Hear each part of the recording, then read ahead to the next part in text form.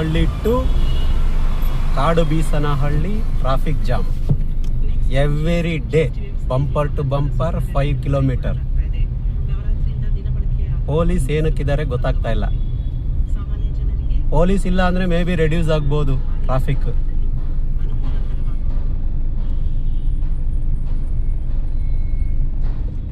Police ಇದ್ದು ಇಷ್ಟೊಂದು traffic ಅಂದ್ರೆ ಮತ್ತೆ ಏನಕ್ಕೆ ಪ್ರಯೋಜನ? 5 ಕಿಲೋಮೀಟರ್ ಡೈಲಿ ಒಂದೊಂದು ತಿಂಗಳಿಗೆ 1 ಕಿಲೋಮೀಟರ್ ಇನ್ಕ್ರೀಸ್ ಆಗುತ್ತೆ.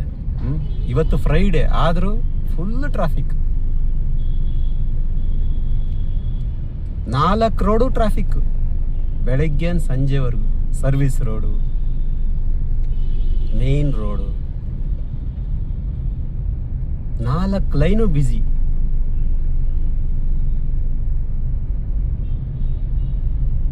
ಯಾಕೆ ಅಂದರೆ BMTC ಬಸ್ ಸ್ಟಾಪ್ ಸರಿಗಿಲ್ಲ.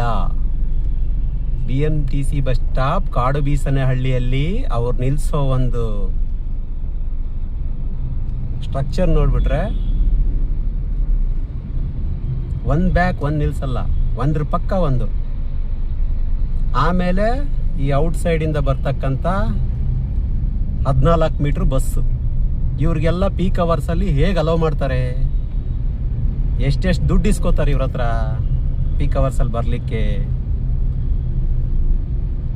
ಈ ಒಂದು ಬಸ್ ಜಾಗದಲ್ಲಿ 3-4 ಕಾರ್ ಹೋಗ್ತವೆ, ಇಲ್ಲ ಅಂದರೆ ಒಂದು 10 ಬೈಕ್ ಹೋಗ್ತವೆ. ಅವ್ರು ಒಂದು ಸರಿ ನಿಲ್ಲಿಸೋದು ಬಸ್ ಸ್ಟಾಪ್ ಬಿಟ್ಟು ನಿಲ್ಲಿಸಿ ಮತ್ತೆ ಮೇನ್ ರೋಡಿಗೆ ಬರಬೇಕು ಅಂದರೆ ಫುಲ್ ಜಾಮ್ ಮಾಡೋದು.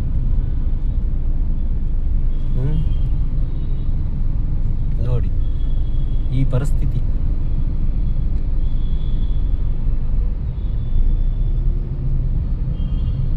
ಈ ಸಂಪತ್ತಿಗೆ ನಾವು ಇನ್ಕಮ್ ಟ್ಯಾಕ್ಸ್ ಕಟ್ಟಿ ಇಲ್ಲೆಲ್ಲ ಕೆಲ್ಸಕ್ಕೆ ಸೇರಿ ಲಕ್ಷಾಂತರ ಜನ ಕೆಲಸ ಮಾಡ್ತಾರೆ ಇಲ್ಲಿ ಈ ಒಂದು 5 ಕಿಲೋಮೀಟರ್ ರೇಡಿಯಸ್ಸಲ್ಲಿ.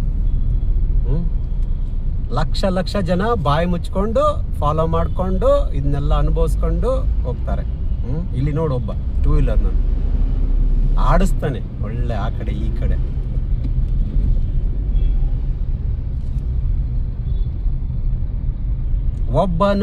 ಒಬ್ಬನು